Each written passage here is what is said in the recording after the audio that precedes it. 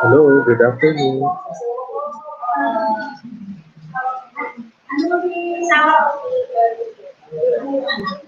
Hi, good afternoon. Okay. Hintayin po muna natin ng ating mga viewers.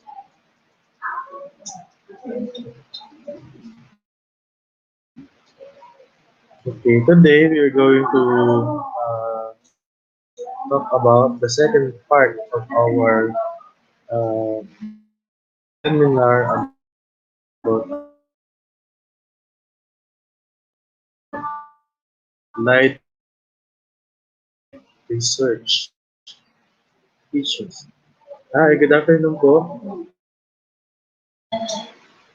Wala, ano ko wala ako. Okay, hi, good afternoon po sa inyong lahat. So, welcome po sa ating pong online seminar for Applied Research for School Administrators. So, maaari po kayong mag-post ng inyong live comments. So, say good afternoon. Hi, good afternoon, Sir Christopher. And please cite from where division office you belong. Okay, for example, hi, Professor. Ayan, hi, Sir RJ. Good afternoon po sa inyo. Okay. Hi, sir.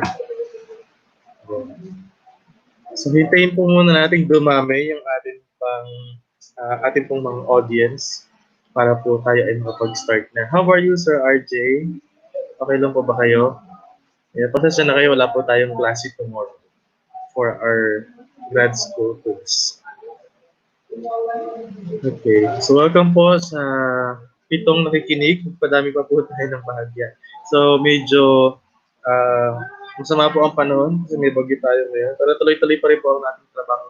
Gayon din po syempre sa ating mga school administrators at aspiring school administrators na nanonood po sa atin ngayon. No? Ayan, si Sir Albert. Si Sir Albert, good afternoon po sa inyo. Okay.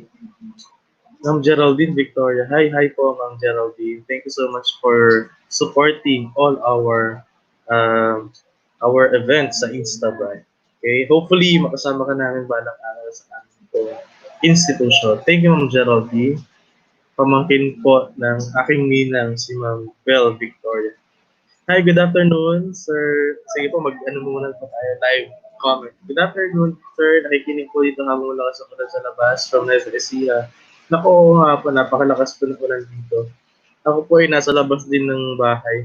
No? Kasi wala po tayong choice. Para po mas malakas ang signal, kailangan po natin ituloy ang buhay. Okay? Thank you, Sir John Senaro from Nueva Ecija po. Okay, si Ma'am Mergy, good afternoon also. Ma'am Margie Andre. Okay. So, shout out din po sa lahat ng iba pang school administrators na nanonood po sa atin. So, please like and subscribe. And don't forget to share our live stream, ating pong live video para po sa ating ginagawang online seminar po na ito. Alam po rin nyo sana na makatulong itong ginagawa natin kasi isa po ang research sa mga factors na tinitingnan for you to become an outstanding teacher or kahit hindi na outstanding, kahit pagiging teacher na lang po. Napakahalaga po ng research sa atin. It's a big chunk of our life as teachers. Hi po, Ma'am Maribel Victoria. Okay. Hello po, Prof. Teresa Salat po. Good afternoon. Okay. Hi, Nina. Hello. Sir Jomar de la Cruz, nanonood po from SDO Pampanga. Ako, magagaling po ang mga taga Pampanga sa research, no? Okay. So, sana po may matutunan pa rin po kayo. Hi po, Sir Ariel. Yan. Sir Ariel Carbabuso. Good afternoon. And good afternoon also to Sir Albino Taer. Yan. Ang aking pong magandang ninang, Maribel Victoria. You can also invite some grade leaders na meron po sa iba pong mga schools po ninyo kasi napakahalaga po nito lalo po sa mga aspiring school administrators kasi po katulad po na nabanggit ko na kahapon, no? Magkaiba po ang applied sa action research at isa po sa pinakaiba nila Ang mga gumagawa po ng applied research supposedly ay ang mga school administrators.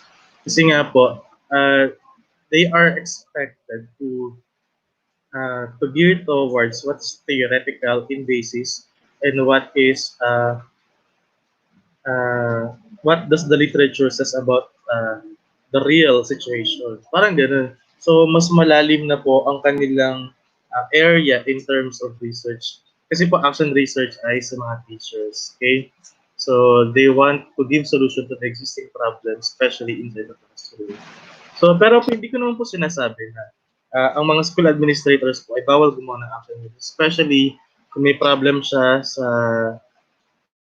kapwa niya teacher o sa mga teachers na subordinates na meron siya. Ano kayang intervention yung pwede natin gawin sa kanila? O, pwede kaya siguro yung team building for teachers. So tataas ba ang performance ng teachers pag may mga team building tayo? Nangyayari po yun especially pag R&R tayo. Ginagawa na po actually, pero tingnan po natin sa papel. Pagdating sa papel, sa research, na scientifically evident tayo. Tingnan natin kung may improvement ba talaga teacher's performance as part of evaluation ng R&R. Kung tataas ba ito or wala. Okay? Ganun din po ang mga gender and development programs. Yung mga programs po na ini-evaluate, tinitingnan natin ito ba ay nakakapag-improve sa kanilang performance. Kasi yun naman talaga ang purpose why we are studying this one. Good afternoon, Sir, Ma'am Shirley Ann Flores. Good afternoon, watching from Pampanga. Hello, mga taga Pampanga po natin. Okay, Ma'am Marinette Lolong, good afternoon. Ma'am Lalaine, good afternoon po. Please tell us kung saan po kayong division kabilang or kung nasa private school naman po kung saan bayan kayo kabilang. Hi, Professor Christopher. I am from SDO Bulacan. I am from SDO Pampanga. Just to recognize everybody properly. Yan. Si Ma'am Grace Jasmine Mayled. Good afternoon po sa inyo. Okay, thank you so much po sa inyong uh, pagsuporta sa atin pong ginagawang online seminar na ito. Actually, isa sa mga new normal ito in terms of education kasi uh, less hassle in terms of pagpupunta ng mga teachers ba tulad po yung umuulan. So, paano na yon? So, parang ang hirap tumuloy sa mga ganitong seminar. Unlike ganitong online seminar tayo, so we can access kahit po tayo nasa bahay. Good afternoon, Ma'am Ellen Gado. And welcome po sa ating pong 24 viewers. Yan. Madami na kahapon po, naka 130 viewers po yata tayo. 130 or 140. No? And I hope and pray na sana ay may natutunan po sila.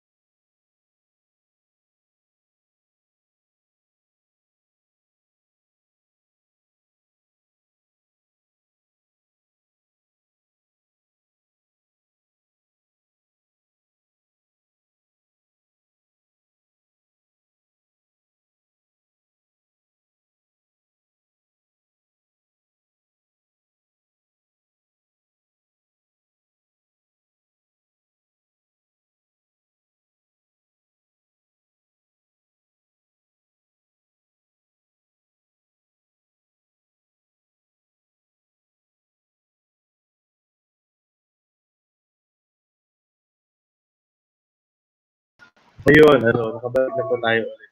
So, yan, ganyan po ang problem naman po natin kapag tayo naka-online seminar, ang stable internet access. Okay, medyo maulan po kasi medyo nata-traffic yung internet po natin. Good afternoon, Ma'am Alvin Ray. Okay. Si Ma'am Hazel Zamora po, from SDO Malabon. Ay, sorry. From Panabo City Division, Davao del Norte. Sobrang layo po. Ma'am Hazel Zamora. Good afternoon sa inyo. Sir, Ma'am Normita. Tingnan niya. Ma'am Normita Labaw. Good afternoon. Okay, pwede na po siguro tayo mag-start kahit 2:25 lang po tayong nanonood. Please like and share para po mas marami pong makapanood at makinabang ng ating pong uh, seminar. At sana po talagang ito po ay matagal ko ng pinaghandaan at sana ay ito pong pagbabahagi ko na ito ay lubos ng katulong. At sana after nito ay mag-start na kayong makabuo ng research at kung gumagawa na po kayo, sana may matutunan po kayong bago or some techniques na gusto ko i-share sa inyo kung paano po ako nakagawa ng research na mabilis, maganda at uh, quality siya. Okay. Hello po from DepEd Gingoog po ba ito? Gingoog Region 10. And Ma'am Apple Grace Leones. Good afternoon, Ma'am Elina Panaligan. And good afternoon, Ma'am Shani Luta. So, ayan, 20 viewers na lang po tayo ngayon. So, sige po. Magpadami po tayong content at least 30 para po hindi po masyadong masayang ang ating uh, time. Yan. Hello po from Surigao, si Ma'am Irma. Ayan. From Irma to Ayan. Hello po, good afternoon, ma'am. Jasmine Guico, good afternoon po. Siguro magparapol ako para maraming manood. Ano pong paparapol ko dito? Wala akong paparapol dito. Siguro, ng cellphone. Cellphone po paparapol ko dito. Ayan. Nakarinig ng rapol, nadagdagan na ng 10. Naging 32 na po. Sige po, wait lang po tayo kasi yung iba po ay baka kumakain or nagsisesta. Yeah. Please like and share our video. Thank you so much po. Elinita Caps. Hello po, Sir Alvin. Nanonood ka po ba? Sir Alvin po ng bayan. Thank you so much po sa inyo, Sir Alvin, for giving us opportunity na makapag-live po tayo ulit sa ating pong seminar about action, about applied reasoning. Si Ma'am Pluma Odette, okay? Ma'am Pluma Odette, good afternoon from Noal Boal District Division of Cebu Province. Hello po sa inyo lahat. Okay, good afternoon from Bulacan. Saan po kayo sa Bulacan? Siguro po part ng SDO Bulacan. Okay. Sige po. 12 minutes na po tayo nagdadaldalan. Start na po tayo. Thank you so much po sa inyo ha. Sana po ay like and share niyo po ito. Huwag po kayong bibitaw. Sana po ay matapos po ito. But anyway, kahit po, kung tutusin, kahit hindi niyo po ito matapos, no? Okay lang po, pwede po kayo manood ng replay. At yung replay po na yun ay still valid for having a certificate of participation mula po sa amin pong administrator, Mr. Alvin po ng Bahay. Okay, sa amin pong organization. Si Sir Cyril de la Fuente, watching from University of Antique. Hello po, good afternoon, sir. Sir Julius Cesar Gapus, once again, good afternoon, sir, watching from Cabanatuan City. Teaching at Palayan National High School, Schools Division of Nueva Ecija. So, thank you, sir. Alam ko, palagi ko naka-attend kayo kahapon. No? So, ayan. And good afternoon po. Good afternoon po, Ma'am Marife Marta. Okay, Ma'am Jane Olana. Ayan, maulan po kasi malakas, kaya signal is not good. Totoo po. Yun po ang problem po nating lahat. Pero as much as possible, we are doing our best para po ay napanood pa rin po natin. No? Please bear with us. Pero babalik naman po yung internet connection po natin. Ma'am Elisa Santiago, thank you so much once again for your unending support sa ating pong ginagawa. Si Sir Zoila Sanchez, good afternoon, watching from Lemery, Batangas. O, kumusta na po ang mga taga Batangas, no? Nagawi po kami dyan, nagkatid po kami ng tulong during the Taal eruption. Ayan. Sige po, start na po siguro tayo. Thank you so much po. And shout out po sa lahat ng school administrators and aspiring teachers for being a school administrator. Wala naman pong masama. No? Kumbaga, ito po ay kung talagang kalooban ng Diyos, no? Na maging mapunta tayo dun sa ganung klaseng posisyon, ibibigay niya po yun sa atin, whatever may happen. Okay. Sige, tanggalin na po natin ang ating comments and suggestions po na ito. Pwede po kayo mag-comment. Hello, Ma'am Christina Rachel. No? Pwede po kayo mag-comment sa suggest from time to time habang tayo po nanonood. Hina ng signal po due to typhoon kami. Sa amin po kasi nakarating na, no, dumaan na. Ito po ay mga buntot na lang kaya po umulan sa Bulacan. So, share screen na po tayo. Thank you so much for listening. Dito na po tayo sa ating PowerPoint presentation. Okay. Yan. Please notify me kung nakikita po nyo. No, sana po ay maintindihan po natin. Okay. So, welcome to our seminar, Applied Research Made Easy for School Administrators and Teachers. So, ang main goal ko po talaga dito ay mapadali, kaya po ito po ay made easy. Mapadali ang ating paggawa ng research, especially the applied ones. No? So, hindi po ito about action research, pero mamaya ito-touch natin ano pong pinakaiba ng dalawa. Yeah, ayan po yung aking itsura. Pag naligo, guwapong Sir Chris, okay? Let me discuss with you the context first. As an introduction, why do we conduct research? Okay, we conduct research because we want to give solution to the problem. And what is that problem? Problem in the literature. Tawag po dito ay theoretical problems. Okay? In applied research, yun po ang tinitingnan po natin. We want to solve gaps in the literature. Okay? Sa action research po kasi, we are giving solution to the realistic problems na, syempre, dahil nga realistic, na-experience po natin sa ating day-to-day living as teachers. Sa mga school administrators naman po, ito po ay head level, a deeper understanding of research. We conduct research, therefore, in order to give solution to the problem in gaps in the literature. There are two gaps in the literature, the blind spot and the blank spot. The blank spot, marami nang gumawa ng marami ng authors ang gumawa in particular topics. Pero yung kanilang findings ay nagtatalo-talo. Tawag po dito ay conflicting findings, conflicting result, which is called blind spot. So may blind spot in terms of literature. Parang ang goal po natin ngayon as school administrators ay which is which. Ano po ba talaga yung tamang pananaw? Ano po ba talaga yung tamang findings or tamang katotohanan na dapat natin paniwalaan in terms of that particular. And what's the difference between applied and action research? Yan, nasabi ko na po. No? Ang applied research ay mas bagay sa mga school administrators. Ang action research po ay mas bagay sa mga teachers. Okay? Parang in terms of purpose, kaya po sila nagkakaroon ng difference. Number 3, what are the opportunities in writing research? Siyempre, no, in terms of promotion, magagamit po yan. Ganun din naman, syempre, yung scholarly recognitions na pwede po natin matanggap pag ikaw ay gumagawa ng research. Okay, next. Our objective for this afternoon is to present to you some depth and priority areas in terms of conducting research. Specifically, the research agenda, basic education research agenda. Okay, o yung focus na dapat nagustong tingnan ng basic education committee, no, research committee, na mga bagay na topics that are existing sa panahon po natin ngayon. Letter B, elements of the research paper. Tatlo lang naman po yan. Preliminaries, the body, and references. Letter C, I'll give you some suggested topics based on what I've learned about the literature and based on what I've encountered na sa tingin ko ay madadalan ko kayo. Okay? Sige.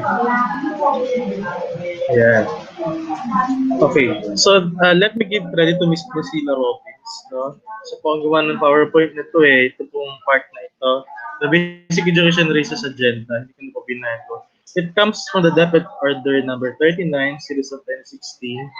Okay, and it all boils down to the four research themes: teaching and learning, child protection, human resource development, and governance. Sa action research, pwede pong dumako dito yung green and yellow, teaching and learning, child protection, sa mga teachers. Pero po sa mga school administrators, mas bagay po palagi ko, mag-focus po tayo dito sa blue and red, the human resource development and the governance. Okay? Okay. So, tingnan po natin, sa dali lang po. Tingnan ko po muna kung bago po tayo magpatuloy, if Sir Alvin is with us today, kasi siya po ang usapan namin. Pag may problem, siya ang magsasabi sa akin. Hindi ko po kasi kayo nakikita, no? Pasensya na po kayo. Sandali lang po. So, ayan, in terms of teaching and learning instruction, ito po yung mga tinitingnan eh. What are teaching and learning strategies that can teachers, sabi po dito, that can teachers apply to ensure inclusive learning. So, di ko na po i-discuss one by one. This is a point kahapon. Kung po tayo mag-focus mamaya sa pang-school administration. What are the factors in terms of delivering the curriculum, the ICT integration or the integration of technology sa classroom, tsaka po yung role din ng language, okay? So, yan. Ganun din po sa protection ng mga teachers plus guidance counselors. So, in terms of some issues like bullying and how can DepEd help reduce the incidence of engagement. So, yeah, yan po yung mga petty issues or some issues na po pwede natin tingnan.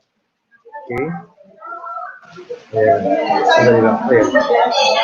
So, ito po tayo. Ito po yung point na tingnan po natin kung sana, no, since kayo naman po ay mga school administrators, mas tutukan po natin itong development ng human resource po natin. When we talk about human resource development, kasama po dyan ang non-teaching personnel at ang teaching personnel. Okay? So, as principals or as school administrators, we want to see the teacher qualification hiring, issues in career development, and issues in giving incentives.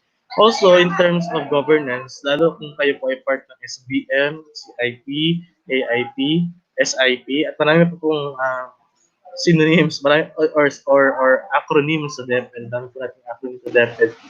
Ayan, lahat po yan ay possible po na maging concern po natin. What are the issues in planning, finance, program management, transparency and accountability, and some evaluation. So I know for a fact that there are some evaluation longer applicable with the present situation. Kaso nga lang, dahil ito po ay nandito na sa rule, no, ito po nasa programa, kailangan po natin sundin. May mga issues din po na iba, no, na for example, hindi naman masyadong sineseryoso ang evaluation. Kaya ang ang endpoint hindi rin akma yung mga programs and suggestions na binibigyan natin sa mga teachers. Okay? There are lots of issues in terms of governance. Ganyan din po yung in terms of school canteen management, so on and so forth. So lahat po yan ay nakaka-apekto sa teachers, nakaka-apekto sa inyong relationship with your teachers. No? Kasi dapat nagko-collaborate naman talaga ang teachers and school administrators. Never po silang naging magkaaway. Always remember that. Dapat nagtutulungan sila towards a single goal. How about the elements of a research paper? Ito na po yan, the second part. Okay? The preliminaries po tayo. When we talk about preliminaries, number one, the title page. So, nasa gitna po siya. So, ang title po nito halimbawa ay the School Principal Transformational Leadership Style and the Effects of Teachers' Sense of Self-Efficacy. Research submitted to the school SGOD planning and business sections with a vision of by your name, your designation, your school, the name of the school, and the school. And the date, February 2020. Okay. Sir Alvin, please notify me kung meron po tayong higit ng problema. Okay. And also, acknowledgement. When you acknowledge something, no, pwede po kayo mag-start ng ganito. Part yun. Mahalaga po yan. This endeavor is indeed impossible without the person who's studying, without my, sorry, nalagay ko po dito, my thesis writing. Throughout my writing journey, to you, my gratitude is students of, kung sino ang inyong mga respondents, teachers, school principals, language editors, research mentors, family, almighty God. Yan. So, pasalamatan nyo sila, no, ano yung gusto nyo sabihin. And also the abstract. The abstract should contain and it should be a minimum of 120 to 250 words only. Tandaan niyo po yun na wag po kayong masyadong mahaba. Abstract lang po tayo. And the table of contents, yan, yan po yun. IMRAD format lang naman po ito actually. Introduction, methodology, result, and discussion. The list of tables, yan. Ayan po yun, makikita nyo naman po. Lalagyan nyo lang po yung number, kung page nyo saan siya makikita. Okay, the list of figure. There are difference between figure and tables. No? Uh, a figure po usually ay yung ating conceptual model. Hindi po kasi siya table. Ano? Okay, wait lang po. Nakikita niyo po ba ako? Yan. Sige. Sandali lang. Nawala na po yung ating screen. Ayan. Wala akong view ng screen. Medyo mahina po ang nagbigo sa the web kasi but trying to cope up. Noisy background. Opo, naku, pasensya na po kayo. Kasi medyo maingay. Okay? Pero tatry ko po na patahimigin sila. Okay? May mga bisita po kasi dito sa bahay sa amin. Okay. Sandali lang po. Papatahin natin yung PowerPoint. Ayan. Sige, sandali lang po. Sandali lang po. Huwag po kayo maingay. Sandali lang Hello. Good afternoon. Ayan. Sige po. A list of tables. Ayan. Nakikita po natin at a list of appendices. And these are the body part. Ito po yung i-discuss po natin. The introduction is composed of 1 to 6. Methodology is composed of 6 parts also. Sorry, 6, 7, 8, 9, 10. 10 parts also. And also the result of discussion. Lahat po yan po yung outline sa DepEd. And sana na magkaroon kayo ng idea kung paano siya ginagawa. The introduction part should be the TIO approach. Okay? When we talk about the TIO approach, ito nyo po siya gagawin. It should highlight the trends in the field of that topic na gusto nyo pong gawin. Okay? So, mayroon po tayong trends. And when we talk about trends, dapat po ang kino-quote po natin dito ay ang mga bagong literature, 2019, 2020. Ano po yung trends in terms of that topic na gusto natin aralin? Okay? And also, you should pinpoint the issues underlying that trend. So when we talk about issues, no, sige, may gumawa ng ganitong study, pero isa sa mga issues dyan ay medyo may conflicting results found to those research findings na meron tayo in the body of literature. And also, na may tuturuan ko po kayo kung paano po natin siya di-discuss. Kasi in terms of issues, no, makikita naman talaga natin na may positive, merong negative na result. No? State the overall objective or the intent of the paper in the light of the gap identified. Okay, introduction, of course. Always remember that this is a careful presentation of the importance and validity of the problem. Systematic and orderly presentation of background information with educational trends related to the problem and solved issues and social concerns. Ito po ang example ng isang trends. Sorry po Ito ko po siya ginawa. School principal leadership styles and teacher self-efficacy have been one of the interesting topics in the research literature in recent years.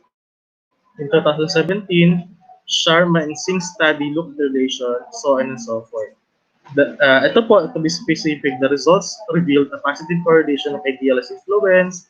Yan. So, familiar po kayo doon sa IV and DV approach. So, ito po yung ginamit po natin dito. IV-DV approach, the independent variable and the dependent variable. Yan. So, basta po ang mahalaga lang po ito, research. Research po yung 2017 during those times. Kasi ako po ay 2018 naggawa ng ganitong study. Okay, ito po yung mga positive, pinagsama-sama ko siya, in-integrate ko siya, synthesize ko siya, para po magkaroon ako ng konting review of related literature. Okay, the Manic 2017 found out statistically significant and positive relationship between my IV and the DV. No, ganun po siya. Pero ito, magsama-samahan niyo din po yung mga negative. No? However, no significant relationship exists between high school principal leadership style, and teacher self-efficacy, according to Kaminsky 2013. So therefore, ano ba talaga? No, ganun din yung sinabi ni Richard 2013. He mentioned that those significant differences between teacher descriptions of important leadership behavior and teacher descriptions of self-efficacy in either high or low performance skills. So, which is which?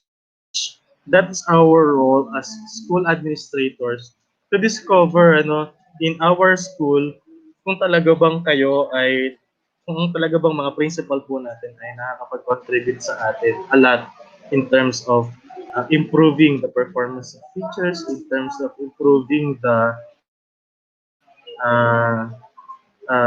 teachers' competencies. Objectives. Oh, sorry po sa mga type of graphical errors po natin. Objectives with this gap, principles, leadership styles, and teacher's efficacy. The researcher purports. Ito po yung pinaka-last paragraph niya sa inyong introduction. Always remember that, ha? So parang sinisynthesize mo na siya. So ano yung gusto mong gawin ngayon? Kaya ito yung objective mo. The researcher purports to evaluate the leadership styles of the school principal and their effects on teachers' self-efficacy in another research environment in the public schools division of pwedeng Bulacan, Pampanga, and so on and so forth. So you don't have to indicate the particular district, the particular school, only the divisions or the city. Okay? So wag po kayong matakot na madami nang gumawa ng inyong topic. Kasi ang purpose naman talaga ng applied research ay tingnan, no? As long as merong gap, tingnan natin kung ano po ba yung totoo or ano ba yung magagawa natin in terms of those gaps. Okay? Hopefully, nag-guess po, review of related literature. Ako, pasensya na kayo. Nagpalit po kasi ako ng laptop kaya medyo magulo ang ating PowerPoint. Pero thank you so much. I should give credit to Miss Tina Siliano. Thank you for assisting me in creating a beautiful presentation just like this one. It's just so happen nagkaiba tayo ng laptop kaya nagkaroon ng ganyan. Okay lang naman yung siguro. And one of my techniques in doing review of related literature ay yung paggawa ko ng research matrix. Okay? The number, at least 25 po siguro in uh, as a requirement sa ating pong submit sa DO. 25 literature is enough para po tayo makagawa ng isang review of it para sa ating applied research. Okay? Don't forget to include the year, author, title, publication, and findings. Ito pong year, author, title, publication, yan po ay lalagay nyo po sa references. Kaya kung meron po kayong registromatics na katulad nito, no, madali nyo na po siyang magagawa kasi nandito lahat ng detalye. No? Don't forget yung ating pong publication. Yung pong ating publication ay usually ganyan po yung mga International Journal of Advanced Research, International Journal of Computing Science, and so on and so forth. Okay? By the way, ito pong dinlis ko sa inyo na example ay na-publish dito ito. Don't forget to mention kung ito po ay same study po tayo na gagawin. Theoretical slash conceptual framework. This should be a clear presentation of the theory which explains why the study exists. There must be appropriate development of conceptual frame with references to the problems of the study. Okay? Yan. So, meron po isa po tayong approach or meron po tayong isang technique na po pwede ko pong share sa inyo. When you write your theoretical framework, number one, state the theory, no? Number two, explain the theory. And number three, contextualize the theory. In stating the theory, meron po tayong suggested sentence stems. Okay?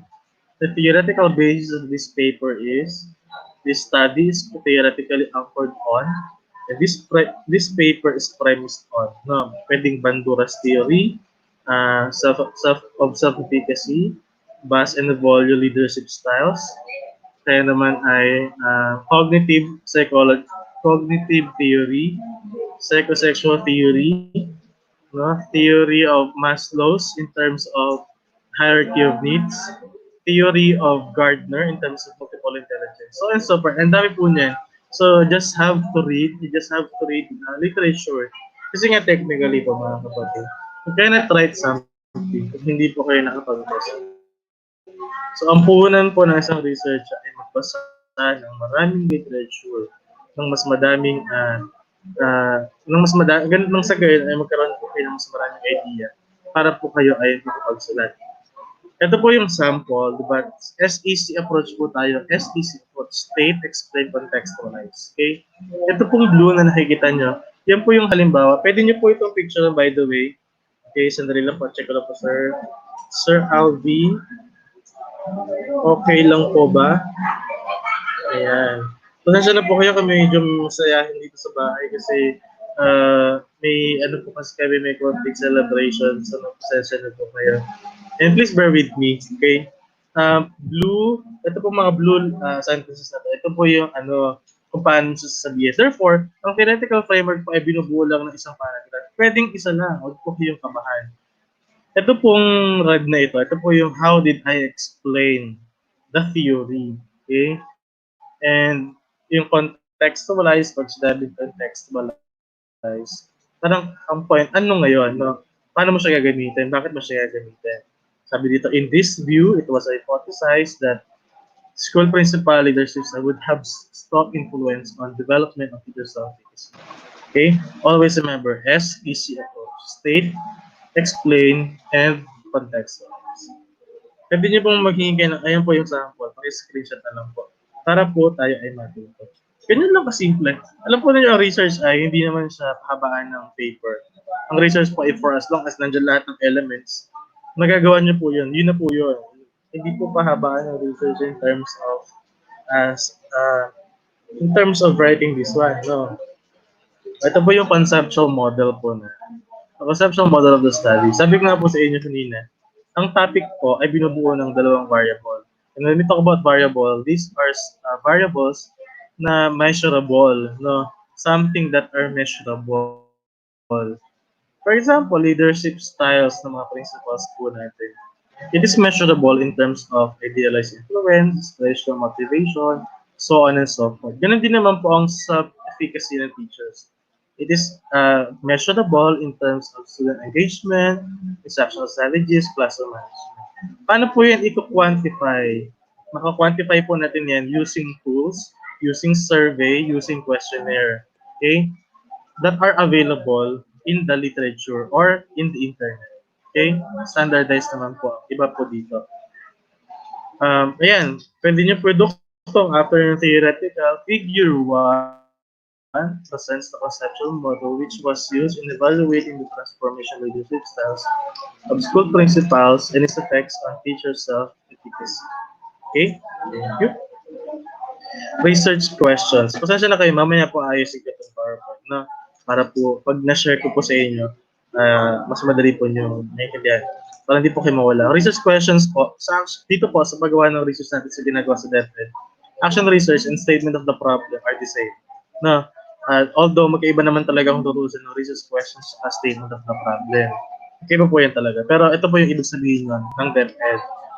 So number 1 po, tandaan dito sa conceptual model po natin. Yung conceptual model po ay about IV. Sorry, yung question number 1 po about IV. Question number 2 about DV. And question number 3 is all about the relationship between the two. Yung arrow. Mahalaga po yung arrow na ito, huwag niyo pong kakalimutan. Okay?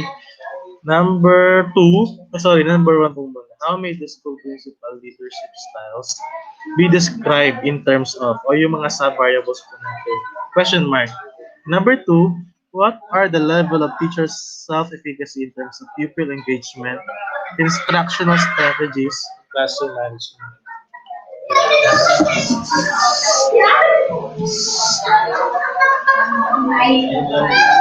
Sandali lang po.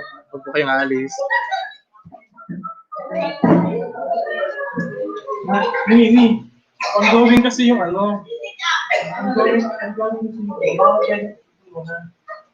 yung classmate ko na lang eh. Ano po, maraming talent ko yung mga kasi magawa ko, live po yung seminar ko. Ngayon, kasi na po yung seminar ko eh. Kaya po kayo daan, saka nasa po kayo po na, tawa. Nagisin yun eh. Ano ba kayo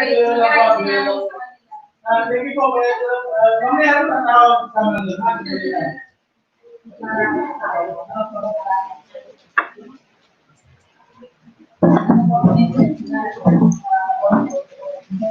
Hello po, ayan. Pasensya na po kayo, huwag po kayong mawawala. So number three, which among the school principal transformation leadership significantly affect teachers' efficacy?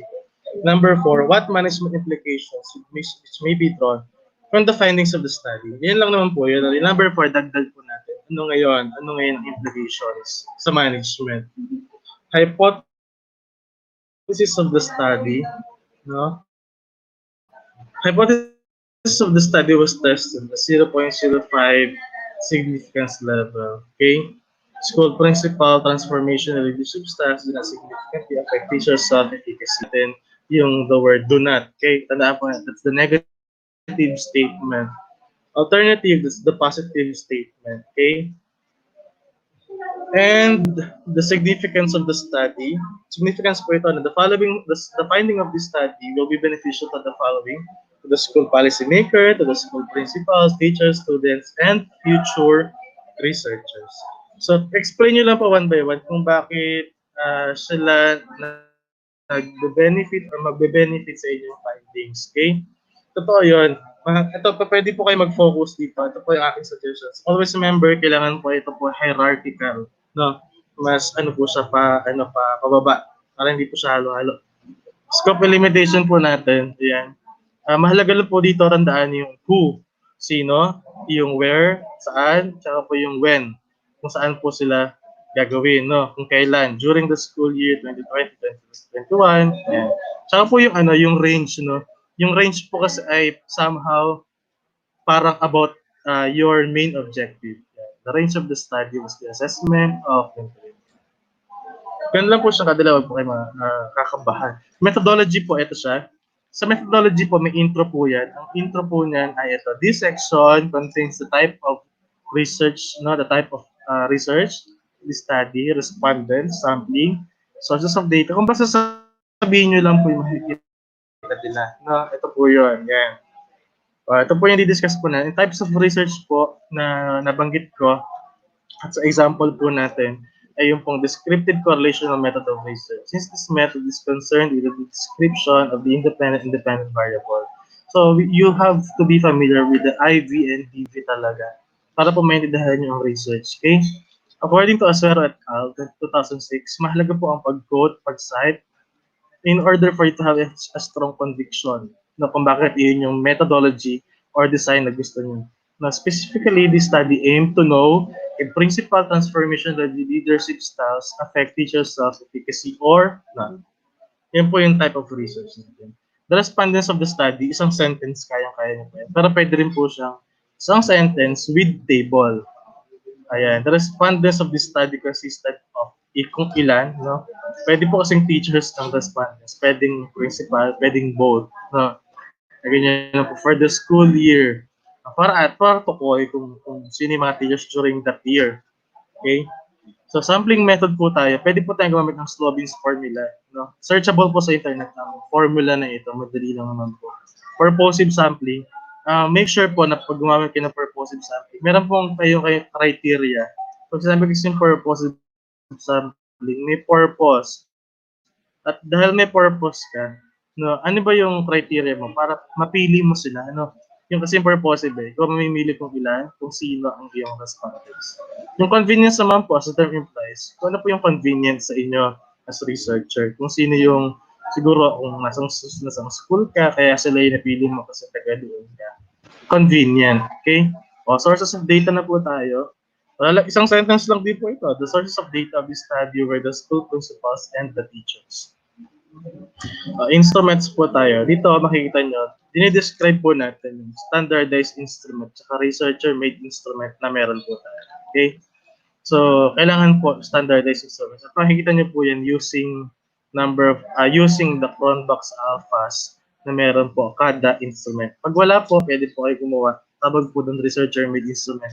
At magiging standardized or magiging valid siya using the help of the experts in the field. So, pwede kayong magtanong-tanong kung tama ba yung instrument na nagawa. Kasi kailangan maging valid para ma-measure niya yung dapat niya ma-measure, di ba? Di ba alam naman natin validity, something is valid when it measures what is it supposed to measure. To gather necessary information of the study, iyan po yung sample po natin. Yung title ng instrument, kung sino yung author. Tapos dito sa second paragraph, yung number of items, tsaka yung ano yung area na gusto niya i-measure. Tsaka yung front box output. For example, this instrument is highly standardized as evidenced by 0.86 Cronbach's alpha. No? Alpha po yun na napasensya lang po kayo for some technical errors. Data collection procedure. Konti na lang po ito. In gathering the data, the researcher followed the following procedures. Ito po yung procedures po natin. Depende po sa inyong DO kung paano po, kung ano po yung gagawin nila. Pero usually, ito po yung process. So, bibigay ka ng sulat sa principal, sa superintendent, pwedeng sa principal, pwedeng sa supervisor. At pag na-approve na number 2, the researcher then distributed the questions and response personally. Or pwedeng online, pag tulad nito may COVID po tayo. Number 3, the researcher collected the questionnaires and respondents and check whether all questions are answered correctly and completely. Tandaan niyo po yun. Na, ganyan lang naman siya. Pwede niyo po nga po itong gamitin na, tapos ipaparaphrase niyo lang siya. Ethical considerations. Ang sinasabi po dito sa ethical consideration, na pwede niyo rin din po itong kopyahin at i-paraphrase po ninyo para magka-idea po kayo. Ang sinasabi lang naman po dito, no, yung participants po natin, i-inform po natin sila because we need their consents. Okay? And they are informed also that it's completely voluntary at di maapektuhan ang kanilang buhay bilang estudyante, bilang magulang, bilang principal, ganoon din ang kanilang pamilya. So therefore, may confidentiality. No? At syempre, sinasabi din po na rin dito, the data collection material kept and destroyed on completion of the study. No? Ganun na nga lang din po sa ating pong pagsunod sa Data Privacy Act of 2012. Yan. O ganun din po sa data analysis po natin.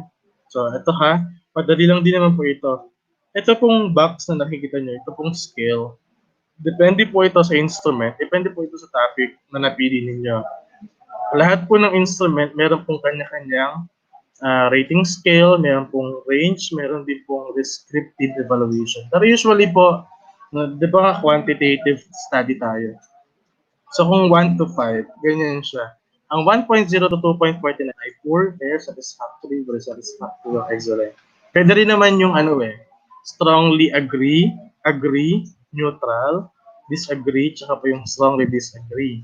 So sasabihin nyo lang po dito sa data analysis part, the data, parang tanong po dito, paano nyo po siya i-analyze? Diba? Sabi po dito, the data were tabulated and processed using statistical packages for social sciences or SPSS or pwede pong Microsoft Excel. So ano po yung gagamitin nyo for stat? To analyze and interpret the data gathered, the following statistical measures were used. Yan. O kung dalawang variable po yun na magkaiba ang kanilang scale, o pwede niyo pong gamitin. Sabihin niyo po dito, diba ito po about school principal, yung IV. Yung DV naman, self-efficacy of teachers, iba din siya. Kaya gumawa tayo ng panibagong scale. No, ito po kasi very low, low, average, high, very high. At yung pangatlo, to determine the effects of school principal transformation leadership styles and teachers' efficacy, multiple correlation and regression were utilized. Okay? Always remember that. Timetable or the Gantt chart. Okay? Lista nyo lang po dito yung buwan at ano yung activity nyo during that time. Tsaka po yung mga persons involved. Pwede pong research mentors, research or the school principals, so on and so forth. Basta kung sino po ang involved, kung sino po yung kakausapin nyo during that activity. Success indicator, by the way, sa persons involved kasama palagi yung researcher. No? Success indicator, yung output, no? yung pinasa nyo, yung napirmahan, yung na-approve, yan. Yan po yung point. So dito naman po sa cost estimates, no, lahat po ng gagamitin nyo, kasi po ito po ay always geared towards for funding. Kaya po tayo nakasabit sa DO, no, wag po kayo mag-alala, may pera po ang research na ito po ay pinapondohan. At para maging valid ang kanilang pag-fund sa inyo at titingnan po natin, or nila, kung ano po ba yung mga valid na dapat yung gastusin in terms of short bond papers, ball pens, yung ink po nyo sa pag-print ng mga questionnaire, ng paper mismo, 3 pages ng short bond paper, ayan, sun load, syempre. Lagay nyo din po dyan kung saan kayo pumunta, no? Purpose of visit, means of transportation. Don't forget yung grand total, no? Sabihin niyo, bumili kayo ng tricycle, bumili po kayo ng printer, biro lang po. Plan for dissemination and advocacy. So, parang ang point, after dung makonduct ito, anong gagawin mo after? Hindi po siya pang display lang. So, pwede po siyang i-spread or disseminate through Slack sessions or school learning action cell or the presentations, paper presentations po na meron tayo. Pwede sa region, sa district, sa division, para at least na-utilize yung pong ating findings. So, hindi naman talaga siya automatic for promotion lang. So, ito po ay for our continuous improvement. No? Ito po ay ating napapakinabangan para po talagang through evidences or through scientific data, ano ba yung mga programa na po pwede nating ibigay sa mga teachers. Okay? Uh, sa result and discussion part naman po, meron po akong gustong i-share sa inyo, yung PI approach. PI. P-A-I. Present the data, analyze the data, tsaka po interpret the data. When you present the data, yan po yung table, no, table yan. So yung table depende po sa inyong instrument. Yeah. Ito po yung mga indicators, yung mean, tsaka po yung interpretation. Don't forget to write the table number, tsaka po yung table title. Okay? So ganito nyo po siya i-analyze. Leadership style in terms of idealized influence. It may be gleaned in Table 1 that leadership style in terms of idealized influence was satisfactory as shown by the average score of 3.20. This leadership style was displayed in the following behaviors of principals when they talk about their most important values and beliefs. Instill pride, o yung mga mean po kanina nakalagay dito sa table. Lagay niyo po dyan, open and close parentheses. So on and so forth. When you interpret the data, pwede po kayong mag-cite ng related literature. Okay? In order for you to have a strong conviction about the findings. No? This result was supported by Sharma and Singh when they claimed that the transformation leaders can make employees work together, trust each other, promote employee, and this means to say that if leaders are very much equipped in terms of carrying out the values of being an ideal leader, then their followers would have honestly and faithfully follow according to the command responsibility given to them. Diba? So, ganyan lang po kadali. So, every problems at every sagot or every findings na nag-gather, ganyan nyo po siya i-interpret. Ganyan nyo po siya i-present, i-analyze, and i-interpret. Okay? So, towards the end, di ba meron po tayong, bago po sa references, di ba meron tayong conclusions, no, and recommendations. Always remember po, no, apat yung value. Yung SOP nyo o yung statement of the problem o yung research questions, ay kailangan akma doon sa findings para po siya ay maging logical. Kailangan naka-align, na properly align. Kailangan nasasagot ni findings yung mga tanong na binato mo sa research questions. O yung findings naman po, kailangan naka-align ito pagdating sa conclusion. Okay? O, di ba sabi ko sa inyo kanina yung 1 about IV, yung 2 about DV, yung 3 about IV-DV relationship, tapos yung number 4 yung implication. So, towards the end, nagang recommendations, kailangan po align po sila. Yung pong recommendations po natin, always remember, when you recommend, sa tingin ko po, mas maganda ang action plan. Kasi para mas concrete ang recommendation. You do not, and always remember also, no, a tip ko lang din po, don't recommend that are already existing. No, kasi yung iba existing na, tapos na-recommend mo pa. Wag na, don't do that. You should have create some recommendations na wala pa, tsaka yung concrete. Ilagay po nyo kung paano siya gagawin. Using action plan form. No? Meron po tayong ganun eh. Yung references po, use APA 7th Style Edition. No, meron po sa ating page, Instabright. I was one also the speakers, no, about the APA 7th APA Referencing Style 7th Edition. So, ayun po yun. Nakanood ka na nito, nakanood ka pa nun. Okay? appendices po, nilalaman po ng tatlo. Yung instrument, i-attach nyo lang naman po yan. No? Consent letters, declaration of on anti-plagiarism and absence of conflict of interest. Okay? Consent letters po yung permissions nyo. Tapos yung instrument, yung dalawang instrument na ginamit nyo or combined, i-attach lang po yun. Okay? Ayun, ang suggested, some suggested topics ko po para sa inyong lahat ay ito. Okay?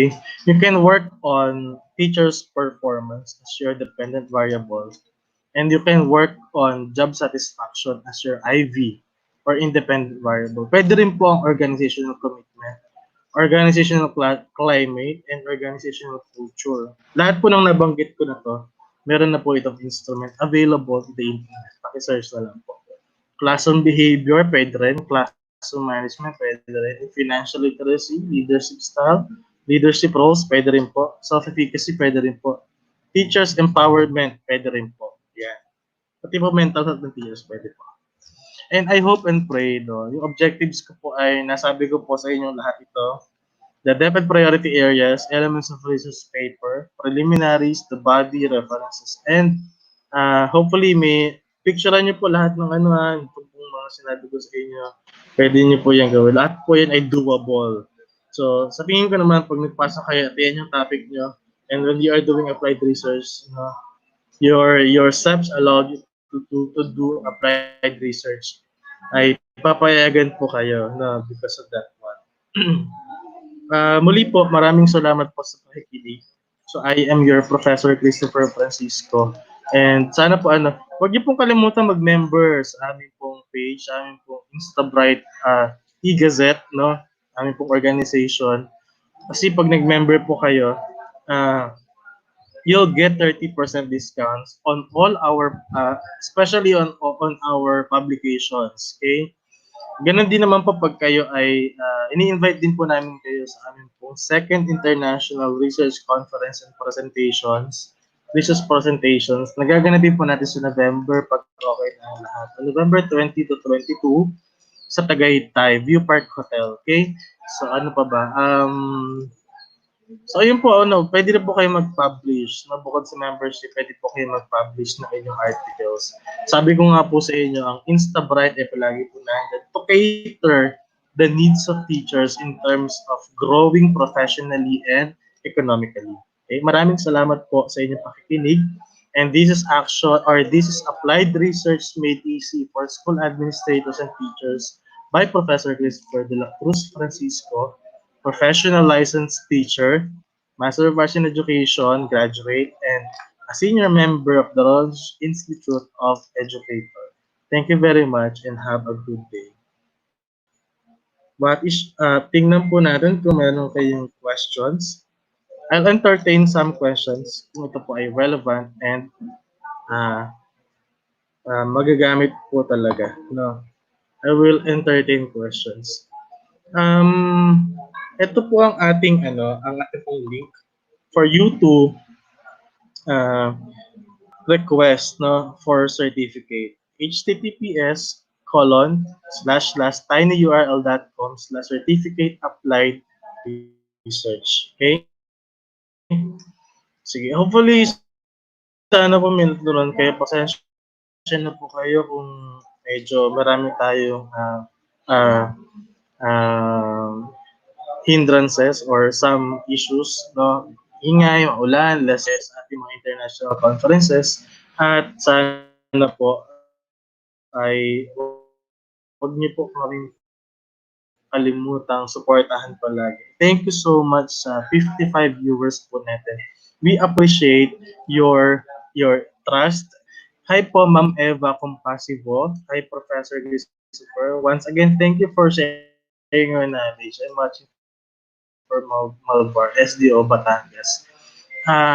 You're welcome po. Thank you so much din po sa inyo. Ma'am Geraldine, thank you ha. And Ma'am Grace Lopez, thank you so much. So kung may natutunan nga po, paki-comment po natin kung ano po ang pinakamagandang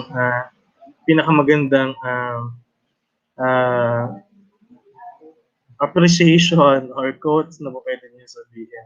Hello po, pwede pa ba humabol dito? Pwede po. Ito po ay ipopost natin as a replay And basta manood po kayo, it's still valid for your request for certificate of recognition. So yun po ang kailangan pag online na pwedeng record.